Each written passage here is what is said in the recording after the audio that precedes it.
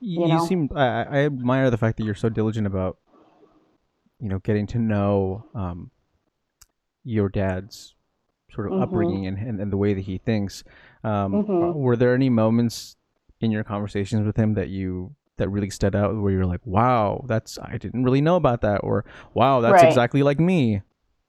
He's Right. He has a really like calm personality. He's very, very quiet. mm-hmm. It's hard to get a lot of things out of him. Our first conversations were really awkward, to say the least, Uh-huh, because uh-huh. I couldn't get much out of him. I mean, he's an African dad. He's like taught to be an authority figure and the provider. He's Yeah. not really taught to open up and talk. Yeah, yeah, yeah. Um, so I had to like understand like your dad is not going to be like you, Mm-hmm. and he's of a different generation, so you can't expect him to, give you these pieces of my life that I want to know. Mm-hmm. So I had to start, very slow. What was the question? I was Oh, kind of going on and on. no, no, no. It's cool. It's like basically just uh, based off of the Oh, stories what? that your Yeah, dad told you. Yeah. right.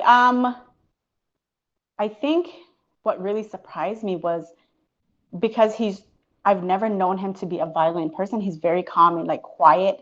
Mm-hmm. My mother telling me stories about when they were younger, him being very abusive. And when I ask him, not in those words, but when I ask him, Mm-hmm. like, were you angry a lot when you were married? What made you angry? Was it because you didn't want to be married or because you married so young? Mm-hmm.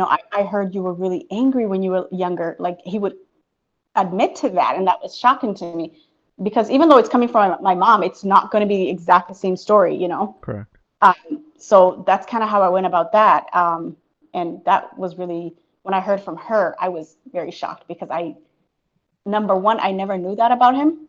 Mm-hmm. I guess it was a domestic thing and we never saw it, me and my sister.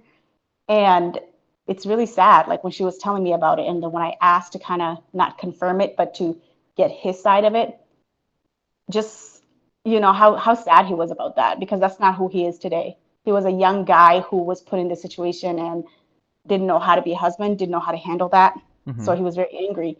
I think that shocked me the most, but maybe equally shocking is just getting my dad to say, I love you.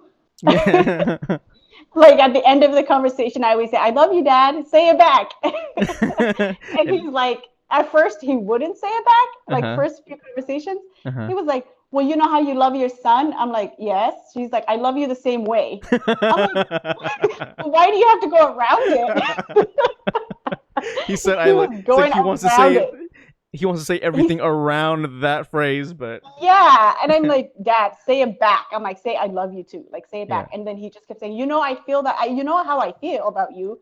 You're my eldest daughter. Of course Uh-huh. I do. And I'm like, oh my God, this is so weird.